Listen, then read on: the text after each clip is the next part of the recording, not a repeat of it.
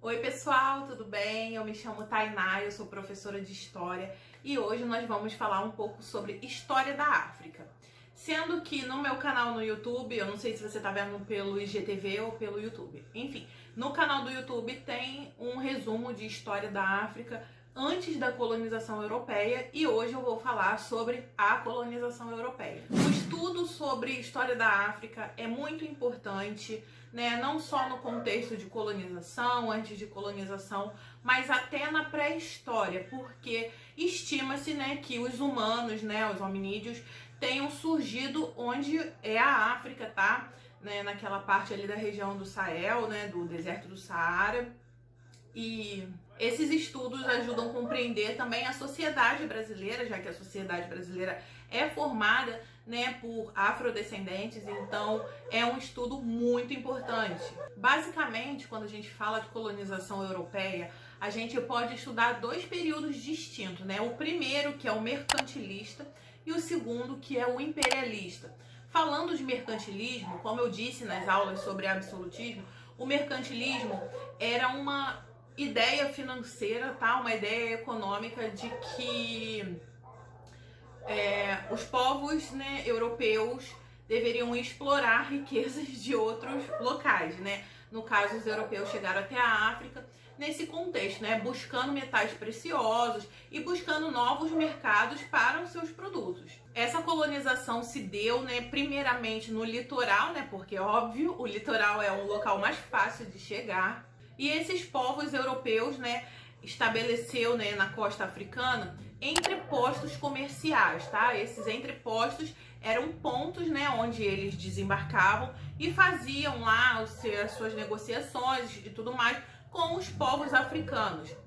Como eu falei, o contexto mercantilista, ele é visado, tá, no metalismo. Eu já falei disso em outras aulas, né? O metalismo, que é a busca por metais preciosos e aquela ideia de vender mais do que comprar. Mas um mercado que surgiu, né, nesse contexto aí da colonização africana e que tem consequências até hoje foi o mercado de escravos.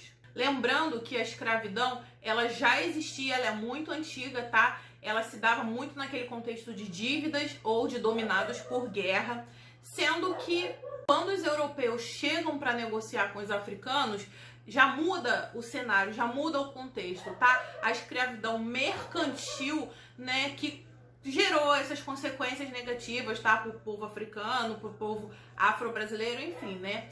Vocês vão entender um pouquinho, né, mais tarde. Vamos falar primeiro da colonização portuguesa, tá? Os portugueses, como eu falei, foram pioneiros nas navegações, né, por essa facilidade geográfica, tá? Eles estão ali na ponta da Europa, né? Tem acesso mais fácil aos mares, né? Por conta do espírito europeu, né, do espírito português de, sabe, de desbravar e tudo mais, a busca por esses mercados, enfim, né?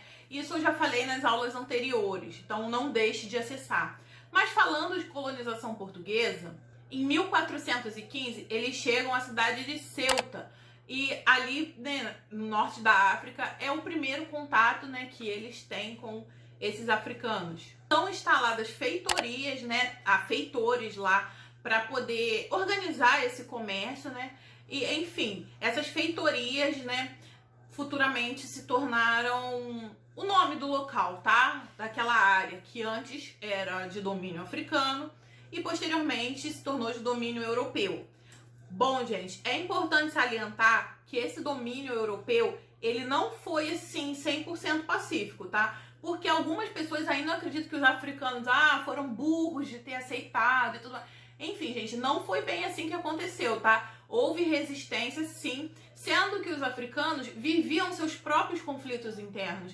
Então, para o europeu foi mais fácil dominar aquele povo, né, fragmentado, né, desunido, do que se houvesse, sabe, uma centralização, sabe, uma unificação e tudo mais. Mas eu vou falar disso mais tarde.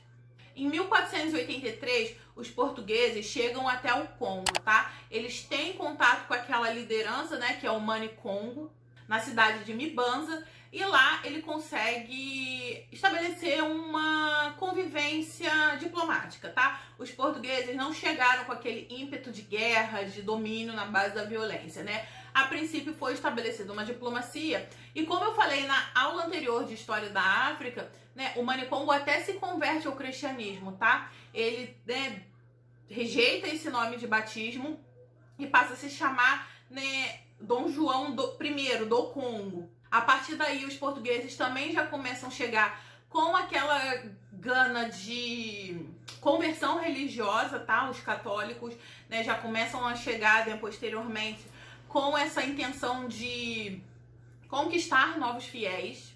E com isso, os árabes, os chineses e os indianos que ali viviam, né, naquela costa, né, são expulsos daquele lugar porque os portugueses começam a se estabelecer de forma hegemônica. Dessas feitorias, como eu falei anteriormente, as duas que se destacam são a da Guiné e de Cabo Verde, né? Tanto que hoje existe, né, o país, Guiné e Cabo Verde e tudo mais.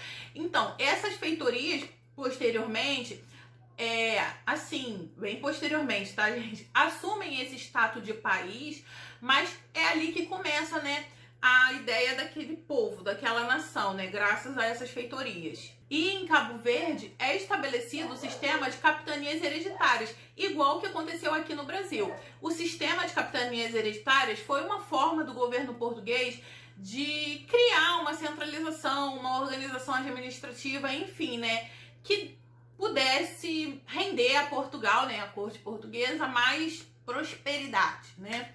No caso, os portugueses poderiam até não se estabelecer, né, a princípio, né, nessas feitorias, né, nessas capitanias hereditárias, mas mandavam, né, representantes para ficar lá tomando conta, né, como se fosse um olheiro, né, como se fosse uma pessoa ali para organizar e administrar em nome da coroa portuguesa. Outro povo muito importante, tá, que chegou também na costa africana e conseguiu se estabelecer foram os franceses. Hoje em dia, há uma população africana enorme morando na França, tá? E, né, isso daí se dá como consequência, porque existem ainda muitos países que, apesar de independentes, têm a língua francesa como língua oficial, e isso é consequência dessa colonização. A França também estabeleceu esses entrepostos comerciais, né, no litoral. Estabeleceu inclusive na Índia, tá? A exploração era baseada no curso dos rios, tá? Dos rios africanos, porque vocês sabem, né? Água é facilidade, facilidade para plantar, para comer, para se banhar, né? Enfim. Senegal é o primeiro lugar, né, que recebe esses franceses, né? Receber até uma palavra assim não muito adequada, né? Mas assim, que recebe a chegada desses franceses, enfim. E lá a França se estabeleceu de uma forma um pouco menos diplomática comparado à colonização portuguesa. Sendo que a França vivia um momento de desgaste, porque a França sempre teve conflitos com a Inglaterra. Então, para ela, era muito custoso vencer esses conflitos, né, com os ingleses e, ao mesmo tempo, manter uma colonização longe, né, do seu domínio, né, da sua matriz, que é na Europa. Tanto que quando Napoleão, né, assume o controle francês, né, assume a monarquia francesa, ele vende territórios franceses que estão fora do continente europeu, porque o foco dele era justamente se voltar ali, né, para aquela região europeia. Depois da era napoleônica, existe um segundo momento de dominação, tá? De dominação francesa na África, que foi a dominação de onde hoje é a Argélia, tá? A dominação na Argélia. Essa dominação se deu de uma forma assim tão intensa que durou muito tempo, tá, gente? Tanto que a Argélia só conseguiu sua independência no século passado.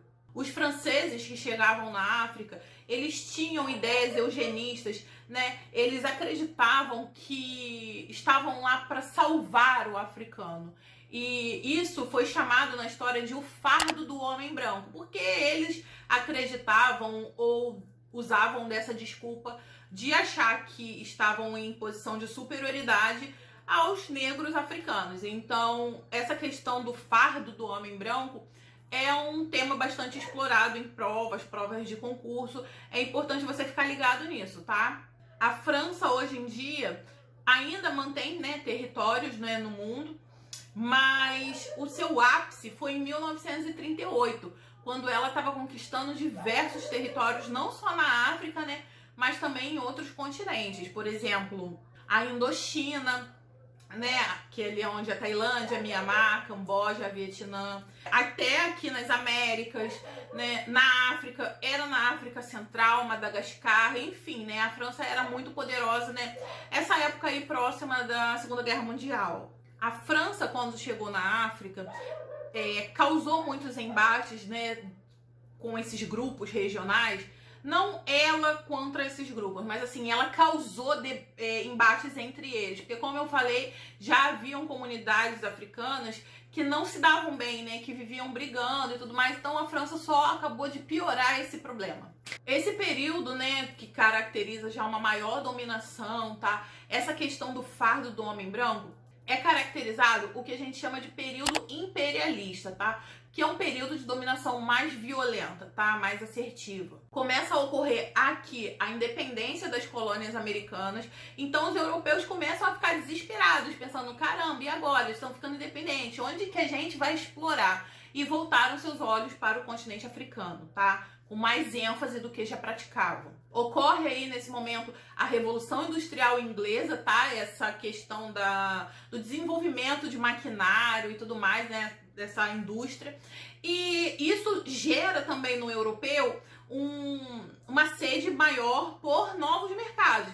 Tá aí mais um motivo para eles explorarem o continente africano. Nesse contexto de dominação, o caso mais emblemático, mais problemático que a gente pode citar é a questão do rei Leopoldo da Bélgica, tá? Porque os outros países, tá? Eles, né, mantiveram esse domínio, eles foram violentos e tudo mais, mas nada supera o rei belga, porque ele dominou a África, né, ali aquela região do Congo, de uma forma como se, não como se fosse o Estado belga, mas como se fosse ele, propriedade dele. E é nesse período que são instaurados zoológicos humanos, tá? Ele desumaniza o povo negro de uma forma tão, sabe, tão violenta, tão cruel, que penas como cortar as mãos, né, os pulsos das pessoas e tratar como animais mesmo, é uma coisa assim que era normal para ele, tá? E isso foi assim de uma crueldade tão grande que é importante a gente estudar, entendeu? Quando a gente fala em África, geralmente é associado à pobreza, à miséria, a coisas negativas. E o continente africano é muito grande, ele é muito plural, como aqui o Brasil. O Brasil tem pobreza e miséria, mas também tem áreas prósperas. E a África a mesma coisa. Então, é importante a gente estudar essa história da África, entender essa questão da partilha, da colonização, porque traz pra gente essa ideia de que, peraí, a África não é só isso, a África não é só pobreza. E a parte pobre, né, a parte de miséria, a parte de coisas negativas, ela foi causada pelos europeus, tá? Eu não tô falando que os europeus são monstros, tá? E que os africanos são santinhos, coitados, mas o homem europeu na África, ele causou muita coisa negativa e é importante que a gente estude nesse momento. Futuramente eu vou fazer uma aula sobre partilha da África, porque esse tema eu gosto muito, tá? Foi o primeiro tema que eu dei aula para uma turma de ensino médio, foi a primeira vez que eu dei aula para adolescentes, então eu estudei muito, sabe? Me marcou muito, foi muito especial para mim, então eu prefiro fazer uma aula sobre partilha da África separadamente dessa, mas é dentro desse contexto que você tem que estudar, porque muitas pessoas têm dificuldade em história de linkar, né, acontecimentos, né, de entender e contextualizar. Então esse vídeo que eu tô fazendo agora é importante, né, pro vídeo de partilha da África. Se você gosta desse assunto, eu vou te dar uma dica de filme, que é o Hotel Ruanda, tá? Ele vai te esclarecer um pouco mais sobre essa questão das guerras civis africanas, e você vai entender por que, né, que os africanos às vezes são tratados nesse contexto negativo de guerra, miséria, pobreza, tudo mais. Enfim, gente, espero que tenham gostado da aula, que tenham aprendido um pouquinho mais sobre a história da África. Como eu falei, a história da África é importante para entender história do Brasil, política internacional, se livrar desses estereótipos negativos, tá? De que na África só tem pobreza, enfim. Gente, essa matéria é muito importante. Então, a próxima aula, eu ainda não sei qual vai ser o tema, mas quando eu fizer aula de partilha da África, eu vou colocar o link aqui embaixo ou aqui nos cards, Enfim, se estiver vendo pelo IGTV, eu vou colocar na descrição. Gente, aqui no IGTV, aqui em cima, tem como você clicar no link, tá? Então é isso. Espero que tenham gostado do vídeo. Deixa um like aí, um curtir, por favor. Esse apoio é muito importante. Me segue, se inscreve no canal, enfim. Muito obrigada pela atenção, um beijo e até mais.